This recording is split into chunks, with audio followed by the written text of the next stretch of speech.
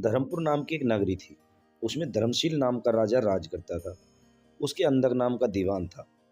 एक दिन दीवान ने कहा, महाराज, एक मंदिर बनाकर देवी को बिठाकर पूजा की जाए तो बड़ा पुण्य मिलेगा। राजा ने ऐसा ही किया। एक दिन देवी ने प्रसन्न होकर उससे वर मांगने को कहा। राजा की कोई संतान नहीं थी।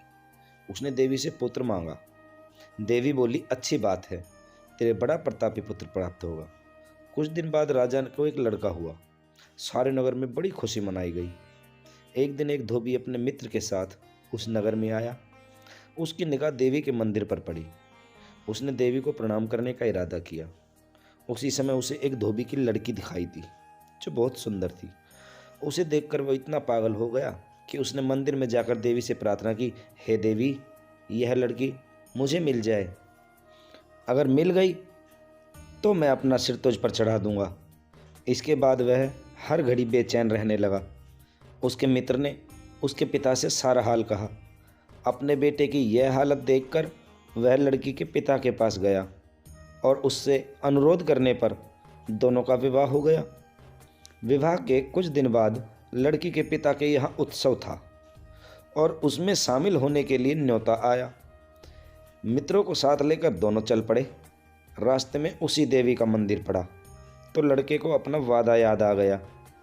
उसने मित्र और स्त्री को थोड़ी देर रुकने को कहा और स्वयं जाकर देवी को प्रणाम करके इतने जोर से तलवार मारी कि उसका सिर धड़ से अलग हो गया। देर हो जाने पर जब उसका मित्र मंदिर के अंदर गया तो देखता क्या है कि उसके मित्र का सिर धड़ से अलग पड़ा है। उसने सोचा, यह दुनिया बड़ी बुरी है। कोई यह तो समझेगा नहीं कि इसने अपने आप शीश चढ़ाया है। सब यही कहेंगे कि इसकी सुंदर स्त्री को हड़पने के लिए मैंने इसकी गर्दन काट दी। इस तानों से, इस बदनामी से तो मर जाना अच्छा है।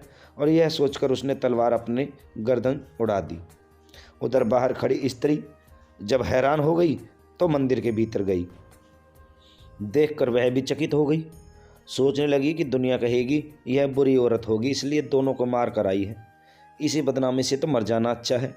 यह सोचकर उसने तलवार उठाई और जैसे ही गर्दन पर मारनी चाही, देवी ने प्रकट होकर उसका हाथ पकड़ लिया और कहा, मैं तुझ पर प्रसन्न हूँ, जो चाहो सो मांगो। स्त्री बोली, हे देवी, इन दोनों को जिंदा कर दो। देवी ने कहा, अच्छा, तुम दोनों के सिर मिलाकर रख दो। घबराहट में स्त्री ने जोड़े तो गलती से एक दूसरे का सिर एक दूसरे के धड़ पर लग गया। देवी ने दोनों को जिंदा भी कर दिया। अब दोनों आपस में झगड़ने लगे। एक कहता कि ये मेरी स्त्री, दूसरा कहता कि ये मेरी। बेताल बोला, हे राजन, बताओ यह किसकी स्त्री है? तो राजा ने कहा, नदियों में गंगा उत्तम है, पर्वतों में सुमेरु, वृक्षों में कल्पवृक्ष और अंगों में सिर। इसलिए जिस शरीर पर पति का सर लगा हो वही उसका पति होना चाहिए। तो दोस्तों, कहानी कैसी लगी? अच्छी लगे तो लाइक और शेयर जरूर करना।